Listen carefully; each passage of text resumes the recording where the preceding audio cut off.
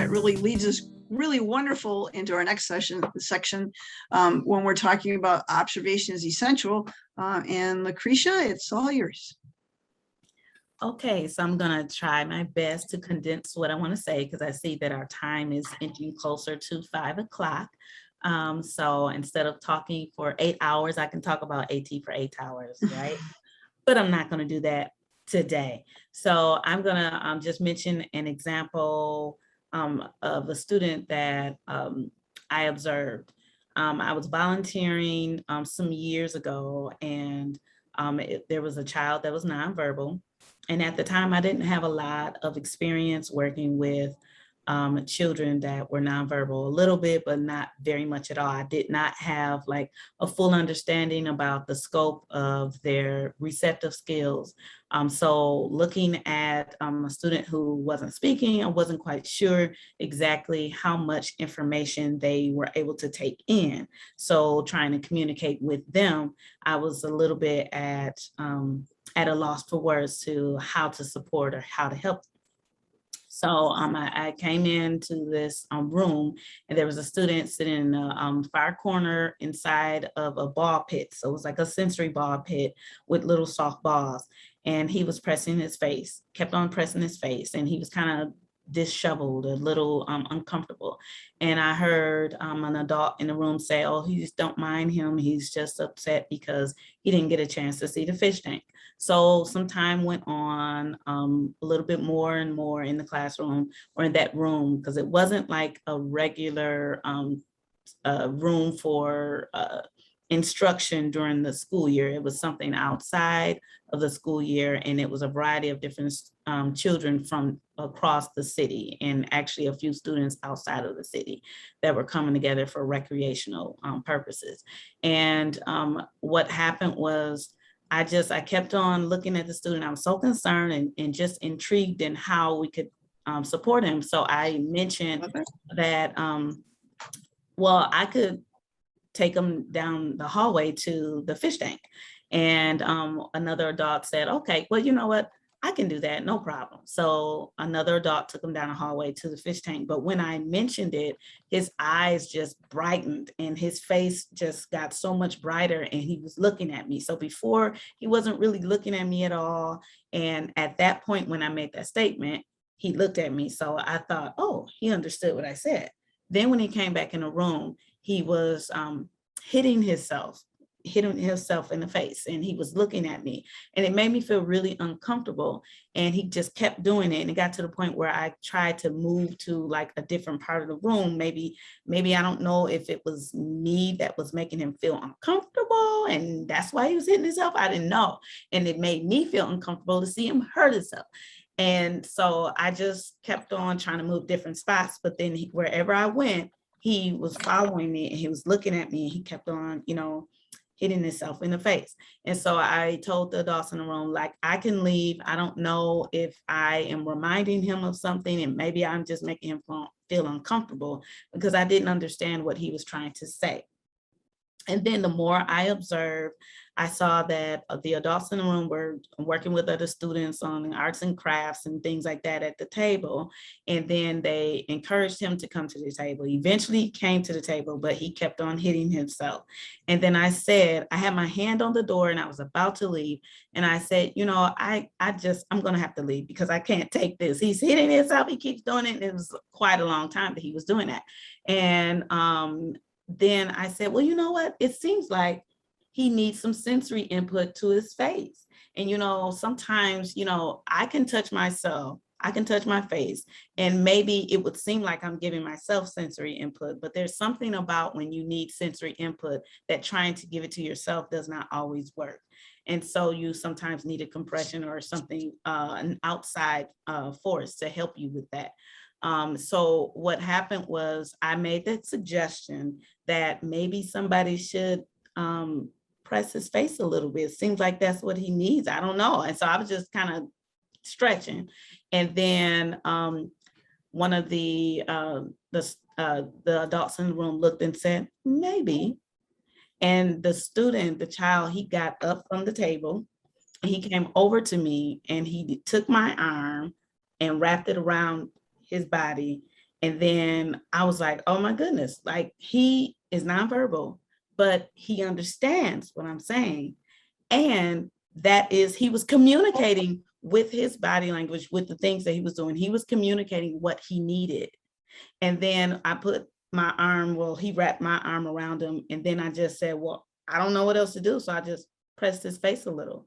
And then I could feel his whole body just calm down. It's like he took a breath, like he was able to finally breathe. And that day for me, I was like walking on clouds, because I was like, wow, this nonverbal student, this student who is nonverbal, and I didn't know if he understood what I had to say. He understood me, and then I understood him, what he had to say. So that meant so much to me, because I didn't know what I could do to support. So that's the power of observation, that there are so many little cues that we can pick up or miss that can help us decide how we can help a student. So this child that we were talking about today in this moment, this is a student that had something to say, and he was looking for a way to say it. So to, I believe, Jessica's point, if I am saying your name right, if I'm remembering it correctly, there are different ways that we can empower our students with communicating. And it is amazing to see what can happen when we do hear what they have to say and they have a way to express themselves. And one of the things I do want to mention is that the WADI, the Wisconsin Assistive Technology Initiative, they have a variety of different publications that were developed, and that is something that you can find linked. That website is linked on the DPI AT page, and it is also linked at the end of this presentation. So look at some of the different resources they have that can help support assessing the needs for assistive technology for various students, and the AT decision-making guide. Now, why AT matters, we just want to mention that for people who don't necessarily understand the need for AT or assistive technology, here's a quick stat for you, that about 80% of students with disabilities are non-proficient in reading and math. So when we look at it, students have a need, we need to get them access to the content. How can we get them that access? And another resource that you can refer to for understanding the need for assistive technology and how it can help students who are per se having a hard time accessing reading content or grade level content. The WCAS guide is something that if there was a large team of people who came together to gather information and testimonials about a variety of students who use assistive technology such as text-to-speech to access their grade level content. And that's a great read, and it is audio. So I would encourage you to use that resource as well when you are trying to learn more, and refer other people to resources to help them understand how they can support students with assistive technology. Okay. Another note about why it matters is that many people who have seen the impact that AT has for students with special needs have said that it is something that makes a significant difference. One thing we want to emphasize is that consistent use of assistive technology is necessary, as well as progress monitoring. We want to make sure that assistive technology that has been identified is appropriate, and that we are monitoring the progress and its effectiveness, because if we don't ensure that it's being monitored, if we don't make sure it's being used, then we can't make an accurate judgment about its effectiveness. And it ultimately is supposed to help our students access their education. Okay, so another note is just that it's law. We want to make sure that students have access to free and public, appropriate public education. We want to make sure that our students have what they deserve, and they deserve that access. And it's something that should be considered every year, annually, for students who have an IEP or 504 plan. So that's something that needs to be well understood, that it is not an option. It's something that should be considered. Whenever you have a student that is not making significant progress towards their IEP goals, if they're not using AT, that's time for that consideration to be made at that point. What is it that we can possibly use to help the student gain that access to their content? If the students are going to be tested on content, how fair is it for them not to be ensured that they have that access to the content that they're being tested on? And it's not always about a test, but to be honest, every one of our students at some point in their educational journey are going to have to take a test or some type of an assessment. And while we're not talking about teaching to the test and things like that, but we want to make sure that they have the appropriate tools so that they can access their education. Okay, so administrators of supporting access. We want to look at some guiding questions. It's important for us to have a balance. It's not just about tools, but we want to look at things from a holistic perspective. Many students nowadays are using UDL or UDL tools or Universal Design for Learning instructional technology in their schools. And that goes for every student, whether they're regular or special ed. But there are students who have special needs that require tools in order for them to access their education, in order for them to function in the classroom. And for those students, that's AT. And we want to make sure that there is a proper balance of our students who are using assistive technology and also universal design for learning. In general, students should have access to a variety of tools in a variety of ways for them to learn, to attain information, and also to express the information that they have attained. We want to look at the academic performance. A good conversation starter with administrators is, how is the academic performance in your school? Many can say that there are some needs for improvement, right? So when it comes to some people who may think that, well, we don't have a lot of students with significant disabilities, so we don't need AT. No, that is such, and we already talked about that myth or that common error, that is not true. It is not just for students who have significant needs. It's for a lot of students that are having difficulty accessing the content or accessing the curriculum on some level. And it is not always just that a student may use text-to-speech. They may be able to read very well, but they may need some other accommodations or assistive technologies to help them be able to participate on a variety of levels. And also to look at the number of students using AT. When we are looking at a district or a school, if there per se are maybe 200 students in a small district, maybe there are 200 students that are using or that are identified as having special needs. How many of those students are using AT? Does anybody have that number? That's a really good question, because when we look at AT, we're talking about access. And when we're looking at student performance and how they're achieving, we want to make sure that they actually have access to the curriculum that they are being assessed on. So those are some things to consider when talking to administrators, because we're talking about data, we're talking about student performance, and we're talking about access. How can we make sure students have access?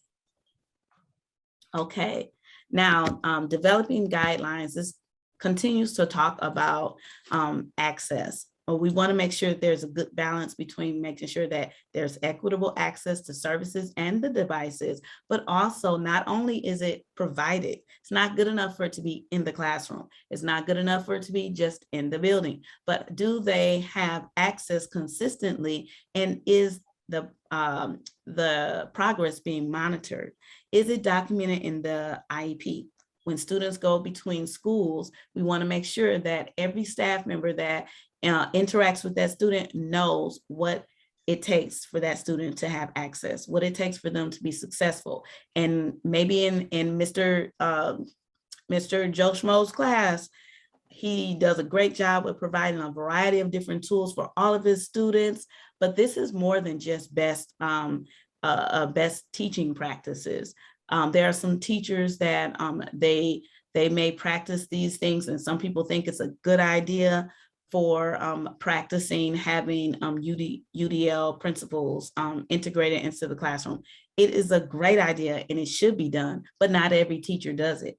So we need to understand that. And so while we say that, yeah, that's just good teaching, but we need to have some guidelines around what's expected in our schools, in the district, because not everybody thinks the same way. Not everybody has the same ideas of how that should roll out in their classroom or working in their school. So we want to make sure that it is well known that AT needs to be provided, and it needs to be monitored and documented in the IEP, because it's not always going to be provided in everybody's classroom unless it is documented.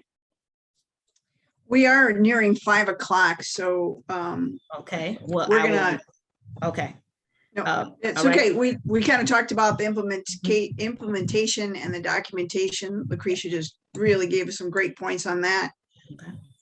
Our last couple of slides here are really, you could print these. Assistive technology should be a team decision. So you could print this and send this off, or this one needs to be measurable or observable. So you could print that one off. And then Lucretia, I'll give you like 30 seconds to talk about your map here. Okay. In a nutshell, basically in the lower left-hand corner, there's a student who appears frustrated, and he's on an island by himself. He or she is on an island by themselves, and they have no access. They're surrounded by a pile of tasks and expectations that they need to accomplish, but they don't have a way to do it. And on the other side, you see that there's a road, and on the road, there's some words that just kind of help you to remember what it takes for AT implementation to get kicked off. And then you see doors around. Those doors show you the opportunities that students can have when they have access, when they have the assistive technology. And you see a mention of some signs for WADI, the Quiet, and the ASNAT, which are talking about assessment and looking at the students' needs and ways to address those needs with various tools, and making sure we identify those various tools. And we also have in the right-hand corner a picture of a student who has made it. They've graduated and they realize that success is possible. And we have a picture of a sign that has JAN, which is Job Accommodations Network. There are so many accommodations that are possible for people to have when they go into the workforce. And that's important for us to know, because we need to prepare our students for success. There you go. Awesome. Thanks so much. So we did provide you with some references. So if you want to go back and find some of the resources we talked about, they're there. But thanks everyone for coming. Hopefully you learned about the exciting things we've done and where we're going. And we're excited about this school year. You know, there's a lot that we can do to move assistive technology forward in the state of Wisconsin. Thanks everyone.